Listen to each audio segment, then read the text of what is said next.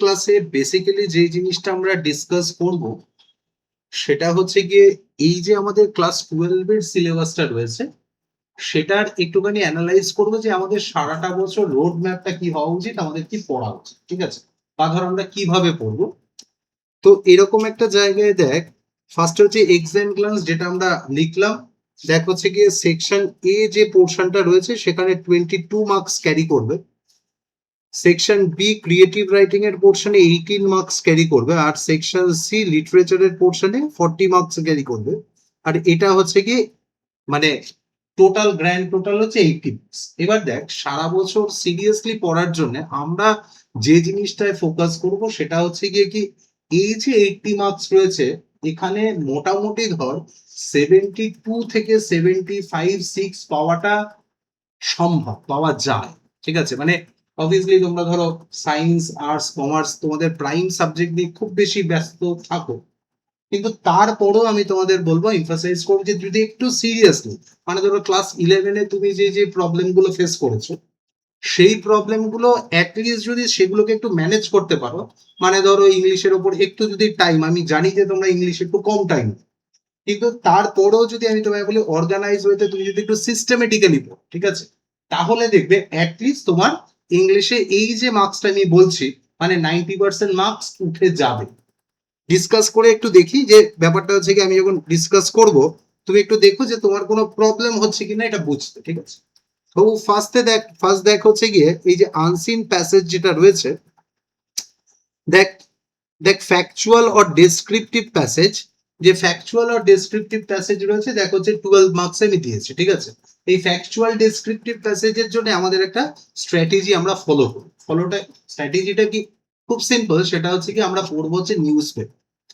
এবার শুনতে একটু খারাপ মানে ইন দ্য সেন্স একটু স্ট্রেঞ্জ লাগলো, নিউজ পেপার খুব ইম্পর্টেন্ট জিনিস কোন পয়েন্ট অফ ভিউ থেকে, সেটা হচ্ছে গিয়ে ক্লাস 12 এর ক্ষেত্রে নিউজ পেপার খুব মানে বেশ কয়েকটা সেগমেন্ট রয়েছে রাইটিং এবং হচ্ছে কি এই কম্প্রিহেনশনের সেগমেন্টে নিউজ পেপার খুব ইম্পর্টেন্ট একটা জিনিস, ঠিক আছে।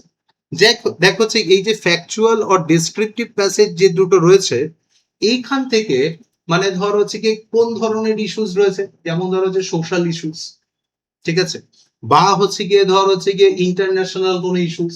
তুই লাস্ট যদি ধর 10 ইয়ার্স এর সিবিএসই পেপার দেখিস তাহলে দেখবি এই ধরনের ইস্যুস গুলো এসছে। এবং আরো তোকে স্পেসিফিক করে যদি আমি বলি তাহলে তুই দেখবি যে ধর মোটামুটি এই সেপ্টেম্বর থেকে ডিসেম্বর পর্যন্ত তুই যদি ইনসিডেন্ট গুলো একটু জানিস, মোটামুটি যদি তুই একটু ধারণা রাখিস, তুই দেখবি তুই কোনো না কোনো টপিক, সেটা রাইটিং স্কিলে হতে পারে, আর্টিকেল রাইটিং এর ক্ষেত্রে হতে পারে, সেটা রিপোর্ট রাইটিং এর ক্ষেত্রে হতে পারে, এডিটোরিয়ালের টপিক হতে পারে, বা ধর কম্প্রিহেনশন রাইটিং হতে পারে, সেগুলো দেখবি ম্যাক্স টু ম্যাক্স তুই টপিক গুলো জানিস। এবং আরো ডেঞ্জারাস জিনিস যেটা এটা সিবিএসই করে, ঠিক আছে, মানে ধর লাস্ট 2 বছর মানে লাস্ট ইয়ার এবছর এই বছরগুলোতে যদি তুই একটু ঠান্ডা মাথায় দেখিস আরো একটা জিনিস হচ্ছে, সিবিএসই একদমই চায় না যে স্টুডেন্ট কিরকম হোক বলতো, মানে ধর মুখস্থ করে যাক আর গিয়ে লিখে দিক, এরকমটা স্টুডেন্ট আমাদের দরকারই। আমাদের কিরকম স্টুডেন্ট দরকার, যার আন্ডারস্ট্যান্ডিং খুব স্ট্রং, মানে ধর মানে যার সারাউন্ডিংস এ কি হচ্ছে, সোজা কথা হচ্ছে কারেন্ট অ্যাফেয়ার্স এর নলেজ রয়েছে। মানে তুই নর্মাল মুখস্থ করে গিয়ে কিছু লিখে দিয়ে আসবে এটা পসিবল না, বুঝতে পারছিস তো। মানে ধর হচ্ছে কি কিরম বলছি, মানে এই যে ধর ওই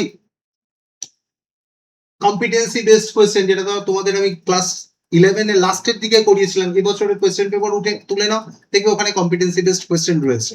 লাস্ট ইয়ার সিবিএসই ধরো এক্সাম এর শিডিউল দেওয়ার পরে কম্পিটেন্সি বেসড কোয়েশ্চেনের এন্টায়ার একটা কোয়েশ্চেনের পিডিএফ দিয়েছে, যে এই ধরনের কোয়েশ্চেন ওখান থেকেই কোয়েশ্চেন এসেছে, আলাদা কিছু আসে। এবার ব্যাপারটা হচ্ছে কি ওই কম্পিটেন্সি বেসড কোয়েশ্চেন তুই যদি একটুখানি পড়িস তাহলে তুই দেখবি যে তুই যা পড়ছিস অবভিয়াসলি সেখান থেকেই আসছে, কিন্তু বোর্ডস চাই কি যে অ্যাটলিস্ট তোর একটা আন্ডারস্ট্যান্ডিং ডেভেলপ হোক। মানে কি তুই একটা চ্যাপ্টার পড়লি তারপর দুটো ধর ক্যারেক্টারের কোয়েশ্চেন মুখস্থ করে গিয়ে একদম বমি করে দিয়ে চলে এলি, এটা হবে না। তোকে তোর আন্ডারস্ট্যান্ডিংটা লিখতে হবে। এবার তোর ওই রকম ভাবে দেখ আমাদের এডিটোরিয়াল রাইটিং কোথায় ছিল, ক্লাস 10-এ ছিল, কিন্তু বিষয়টা হচ্ছে গিয়ে কোন জায়গায় ওই যে এডিটোরিয়াল রাইটিং যে ধরনের আসছে ক্লাস 12-এ তুই প্রিভিয়াস ইয়ার্স কোয়েশ্চেন পেপার তুলে দেখ ওই ধরনের এডিটোরিয়াল আসে না, ইনফ্যাক্ট এবছর আসে, ঠিক আছে। ওই কারণে দেখ এই যে ধর প্যাসেজটা রয়েছে, প্যাসেজের জন্য আমাদের ওরিয়েন্টেশন কি হবে, যে আমাদের একটু নিউজ পেপার পড়তে হবে, ঠিক আছে। এবার দেখ অবভিয়াসলি তোরা জানিস আমি ব্যাচে কি করাবো, ওই ধরনের কম্প্রিহেনশন করাবো যাতে তোর একটা হলিস্টিক অ্যাপ্রোচ তৈরি হয় যে সারাউন্ডিংস হচ্ছেটা, তাই না। মোটামুটি একটা ধারণা থাকে যে সোসাইটির ইস্যুস গুলো সম্পর্কে যেন আমি একটু জানি, ঠিক আছে। পার্লামেন্টে যেমন ধর একটু কোনো একটা ইম্পর্টেন্ট বিল পাস হচ্ছে, যেমন ধরো যে উইমেন রিজার্ভেশন নিয়ে কোনো একটা বিল পাস হচ্ছে, এরকম কোয়েশ্চেন প্রিভিয়াস ইয়ার্স এসছে। তো এই জিনিসগুলো জানতে হবে। কিভাবে জানবো স্যার, দেখ আমি একটা সহজ ট্রিক বলছি, আমি জানি যতই আমি তোদের জ্ঞান দিই না কেন, যে বাবু তুমি একটা নিউজ পেপার সাবস্ক্রাইব করে রাখো, ওটা বাড়িতে বসে সকালবেলা পড়ো, তুমি এটা কোনোদিন পড়বে না, তারপরে 6 মাস 1 বছর পরে অনেকগুলো বিক্রি মানে জমে যাবে, তারপর তুমি এটা বিক্রি করে বিলিয়ে নিবে, ওটা খুব একটা কাজের জিনিস না। দেখ তোরা যেটা করিস প্রত্যেকদিন ধর হচ্ছে গিয়ে ফেসবুক ইনস্টাগ্রাম এসব স্ক্রল করিস, একটা সহজ পদ্ধতি, বন্ধুকে ফলো করবে, আমার চ্যানেলগুলো ফলো করবে, কিন্তু পাশাপাশি একটা জিনিস ফলো করবে, সেটা হচ্ছে গিয়ে কোনটা, ধরো টাইমস অফ ইন্ডিয়া বা টেলিগ্রাফের পেজটাও ফলো করবে। ওতে লাভ কি হবে, ওখানে দেখবে দিনে কিছু না কিছু 10-12টা ফিড ওখানে তোকে দেবে, তুই ওটাও যদি ওই ওয়ান লাইনার গুলো পড়িস, অ্যাটলিস্ট তোর ধারণা ক্লিয়ার হবে যে সারাউন্ডিংস এ কি হচ্ছে, এটা কোনো খারাপ জিনিস নয়, তাই না। তুই ওটা যদি সাবস্ক্রাইব করে রাখিস, যে ধর হচ্ছে গিয়ে লেটস এ ধর টাইমস অফ ইন্ডিয়াটা একটু সাবস্ক্রাইব করবি, বা ধর টেলিগ্রাফটা সাবস্ক্রাইব করবি, আনন্দবাজার বাংলার দরকার নেই, তো সেক্ষেত্রে বা ধর হচ্ছে কি ইন্ডিয়ান এক্সপ্রেসটা বা দা হিন্দুটা সাবস্ক্রাইব করলি, তুই দেখবি প্রচুর ভিডিওস এবং ওই স্টিল ইমেজ যার উপরে দেখবি ওয়ান লাইনার করে দেওয়া আছে, ওগুলো তুই পেয়ে যাবি। ওইটা ভালো করে স্টাডি কর, মানে ওটা দেখলেই মোটামুটি তুই জানতে পারবি যে কি হচ্ছে। আরেকটা জিনিস করতে পারি, সেটা হচ্ছে গিয়ে একদম পিওর ইংলিশের জন্য, সেটা হচ্ছে ধর এআইআর এর ইউটিউব চ্যানেলটা সাবস্ক্রাইব কর, একদম 10 PM এর যে নিউজটা রয়েছে, আধ ঘন্টা ধরে দেখবি নিউজটা হয়, মানে সবার শোনা উচিত, ঠিক আছে। অল ইন্ডিয়া রেডিওর কোথায়, স্যার আমার বাড়িতে রেডিও নেই, না রেডিওতে শোনার দরকার নেই, তুমি শুনবে হচ্ছে গিয়ে ইউটিউব, ইউটিউবে চ্যানেলটা সাবস্ক্রাইব করবে।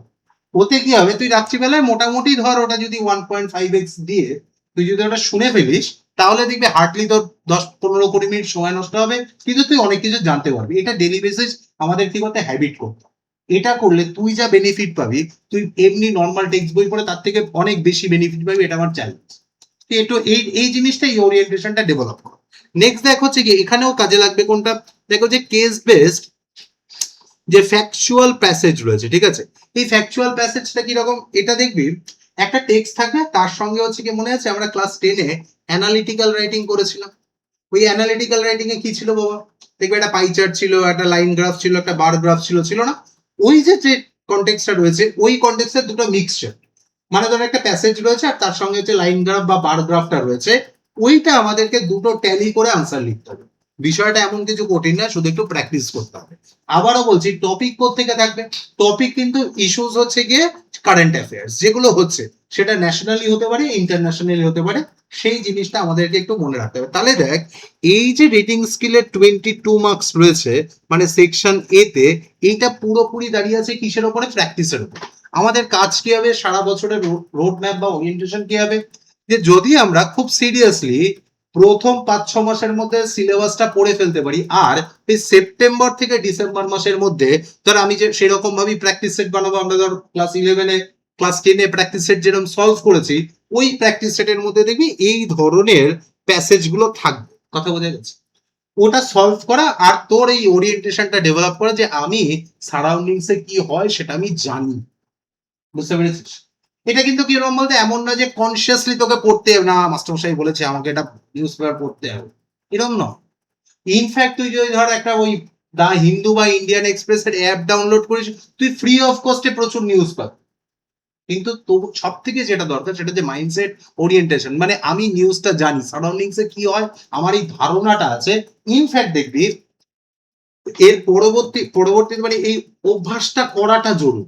মানে তুই যদি ধর অল ইন্ডিয়া বেসিস যে কোনো এক্সাম দিতে যাবি, মানে ধর এই নিট বা জেই মেন্স এর এক্সাম বাদ দিয়ে বলছি, যখন তুই ধর এরপর যে কোনো এক্সাম দিতে যাবি, তখন দেখবি কারেন্ট অ্যাফেয়ার্স তোর কাছে এমন একটা ইম্পর্টেন্ট টপিক, যেটা তুই অ্যাভয়েড করতে পারবি, বাকিগুলো তুই ম্যানেজ করে নিতে পারছিস, কিন্তু কারেন্ট অ্যাফেয়ার্স ম্যানেজ করা যাচ্ছে। তো দ্যাটস ওয়াই এই হ্যাবিটটা গ্রো করতে হবে, ঠিক আছে। নেক্সট দেখ, নেক্সট হচ্ছে কি ক্রিয়েটিভ রাইটিং এর যে পোর্শনটা রয়েছে, সেখানেও দেখ দুটো স্ট্যাটিক রয়েছে আর দুটো হচ্ছে কি আমাদের একটু পড়াশোনা করতে হবে। স্ট্যাটিক কেন বললাম, দেখ ফার্স্ট অফ অল হচ্ছে সেকশন বি তে ক্রিয়েটিভ রাইটিং এ 18 মার্কস ক্যারি করছে। দেখ নোটিস রাইটিং যেটা আছে সেখানে আছে 4 মার্কস, ঠিক আছে। এই যে 4 মার্কস আছে, দুটো নোটিশ আসবে, দেখ কোয়েশ্চেন নাম্বার আমি 3 দিয়ে লিখিয়েছি, ঠিক আছে। ওখানে দেখ হচ্ছে গিয়ে নোটিস রাইটিং আসবে দুটো, ঠিক আছে। এই নোটিশ দুটোর মধ্যে যে কোনো একটা আমাদেরকে করতে হবে, বোঝা গেল। নেক্সট দেখ, এই নোটিশে আসবে 4 মার্কস আর ইনভিটেশন এন্ড রিপ্লাই রয়েছে। এই ইনভিটেশন এন্ড রিপ্লাইতে আছে অবভিয়াসলি 4 মার্কস। এই ইনভিটেশন রাইটিং নোটিশও আমাদের শিখতে হবে, যেখানে ফরম্যাটটা খুব গুরুত্বপূর্ণ জিনিস। আর একটা হচ্ছে গিয়ে ইনভিটেশন, যেটা ইনভিটেশনে দুটো কোয়েশ্চেন আসবে, কিন্তু এখানে একটুখানি টুইস্ট আছে। দুটো সেম ধরনের, নোটিশের যেমন কোয়েশ্চেন দুটো দুটো সেম আসবে, ইনভিটেশনের একটা দুটো সেম আসবে। ইনভিটেশনে একটা যে ইনভিটেশন রাইটিং সেটার ফরম্যাট আলাদা, আর একটা হচ্ছে ইনভিটেশনের রিপ্লাই রাইটিং সেটার ফরম্যাটও আলাদা। কথা বোঝা গেছে? তো এই দুটো জিনিসই আমাদেরকে শিখতে হবে, এগুলো নতুন, এই দুটো 4 মার্কস পেয়েছে। নেক্সট দেখ হচ্ছে গিয়ে লেটার রাইটিং। এই যে লেটারটা রয়েছে, লেটারের সঙ্গে দেখ দেখ biodata writing or letter to editor, ঠিক আছে। এবার দেখ এই লেটার টু এডিটর মানে অফিসিয়াল লেটারের সঙ্গে বায়োডেটা অরে রয়েছে।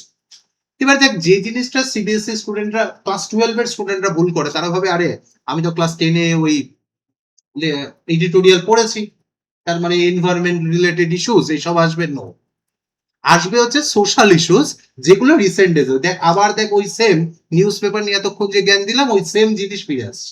কারণ আমাদেরকে ওই নিউজ পেপার ওরিয়েন্টেশনটা ডেভেলপ করতে হবে, যে কোনো একটা সোশ্যাল ইস্যুস এবং ডেঞ্জারাস কোন জায়গাটায় হয়। মানে তুই যদি ইস্যুসটা না জানিস, দেখ তুই বানিয়ে লিখতে পারবি। মানে ধর মোটামুটি একটা ধর ওই এন্ডিং স্টার্টিং দিয়ে তুই একটা মাঝখানে ধর বডি অফ দ্য লেটারটাকে এদিক ওদিক করে লিখে দিলি, এত সস্তায় ব্যাপারটা মিটবে না ক্লাস 2। এবার এটা না মেটার জন্য কি হবে, এর একটা শর্টকাটও আছে, সেটার নাম হচ্ছে বায়োডেটা বা রিজিউম বা সিভি রাইটিং, ঠিক আছে। এবার এই বায়োডেটা রাইটিংটা লেখা যায়, সমস্যা কোন জায়গায় জানিস তো? সমস্যাটা হচ্ছে এটা লেন্দি। কারণ ফার্স্ট অফ অল একটা লেটার লিখতে হবে, তারপর বায়োডেটাকে সাজিয়ে সাজিয়ে লিখতে হবে। আমি তোমাদের বায়োডেটা লেখা শেখাবো, কিন্তু যদি বাই চান্স তুমি এডিটোরিয়াল কমন না পাও, তাহলে তোমাকে বায়োডেটাই লিখতে হবে। কিন্তু আমি তোমায় বলছি তুমি এডিটোরিয়াল কমন পাবে, এডিটোরিয়ালের জন্যই প্রিপারেশন নেবে, কারণ এডিটোরিয়াল লিখতে কম সময় লাগে। এবার এই যে এক্সামটা রয়েছে, তোমরা ক্লাস 11 এর এক্সাম দিয়ে বুঝে গেছো। অ্যাডামাসের যারা ছিলে তারা পরীক্ষা দিয়ে বেরিয়ে বলেছো যে স্যার আমার পরীক্ষা খুবই ভালো হয়েছে, কিন্তু আমার কেন জানি না মনে হচ্ছে আমি আরো লিখতে পারতাম, এই সময় কম পেয়েছি। কারেক্ট, সবাই ফোন করে তাই বলেছে। ইনফ্যাক্ট ক্লাস 12 এও যারা বোর্ড দিয়েছে, তাদের মধ্যেও কিছু কিছু লোক যারা সারা বছর ঠিকঠাক করে পরীক্ষা দেয়নি, তারা এই কথাটা বলেছে যে স্যার আমি সবই পেরেছি। এবার দেখো আমি তো জানি ও কি পেরেছে, মানে কারণ হচ্ছে কি ধরো প্রথমবার পরীক্ষা দিতে গিয়ে সব লিখতে পারলে একটা আনন্দ আসে। সব লিখতে পারা আর পুরোটা ঠিকঠাক লিখতে পারা এক জিনিস নয়, এটা বুঝতে হবে। কথা বোঝা গেছে? এবার আমাদের পুরো সিস্টেমটা দাঁড়িয়ে আছে ওটার উপরে, যেটা যে টাইম ম্যানেজমেন্ট। মানে অবভিয়াসলি দেখো তুমি সারা বছর পড়বে, সবই পারবে লিখতে, কোনটা না পারবে, কিন্তু সব থেকে গুরুত্বপূর্ণ জিনিস কোনটা? Time management. যে আমি যেটা লিখছি সেটা যেন প্রপার লিখছি, এক্সিকিউশনটা ঠিকঠাক হচ্ছে, কারণ অন টাইমেও তো করতে হবে, তাই না? তাহলে এরকম একটা জায়গায় সব থেকে গুরুত্বপূর্ণ জিনিস কোনটা? এডিটোরিয়াল লেখা। এডিটোরিয়াল লিখতে গেলে কিন্তু আমাদের ওই আবার কারেন্ট অ্যাফেয়ার্স এর জায়গাটাকে ফোকাস করতে জানতে হবে, বোঝা গেছে? তাহলে এই জিনিসটার উপরে আমরা আদারওয়াইজ আমরা বায়োডেটা রাইটিং শিখবো, কিন্তু বায়োডেটা কিন্তু একটু লেন্দি, এটা মনে রাখতে। নেক্সট দেখ বাবা, article report, article writing or report writing. দেখ এখানে তো পুরোপুরি কারেন্ট অ্যাফেয়ার্স এ দাঁড়িয়ে রয়েছে, বুঝতে পারছিস তো? মানে এই দেখ সেকশন এ আর সেকশন বি, এই পুরোটা দাঁড়িয়ে আছে কিসের ওপরে? দেখ তোর পার্সোনাল স্টাডিজ এর উপর।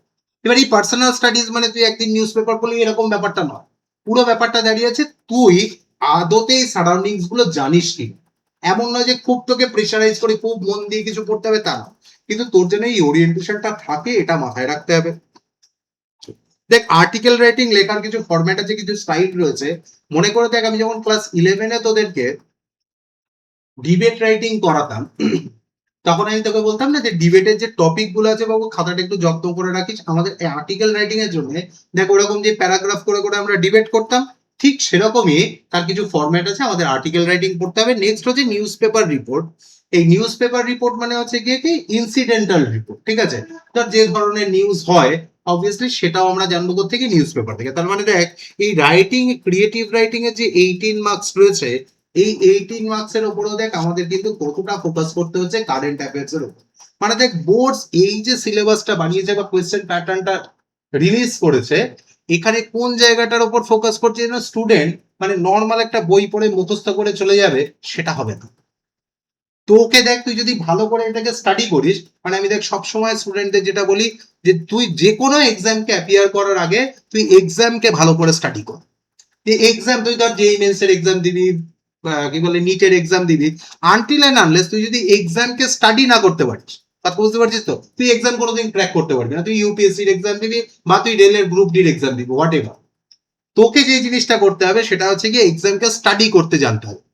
দেখ তুই যদি এই পেপারটাকে প্রপার স্টাডি করিস, তুই দেখ এই যে সেকশন এ আর সেকশন বি, এই যে 40 মার্কস অ্যালটেড রয়েছে, 40 মার্কস মানে কি, মানে ধর হচ্ছে সেকশন এ তে কত আছে বাবা 18, আর হচ্ছে গিয়ে সেকশন বি তে কত আছে 22 মার্কস, সরি সেকশন এ তে আছে 22 আর সেকশন বি তে আছে কত 18 মার্কস। এই যে 40 মার্কসটা রয়েছে, এই 14 মার্কসে আমাদেরকে কি করতে হবে, তুই দেখ তোর ওরিয়েন্টেশনটা দাঁড়িয়ে আছে তুই কতটা ভালো প্র্যাকটিস করছিস, তুই সারাউন্ডিং সম্পর্কে কতটা জানিস তার উপরে, তাই তো।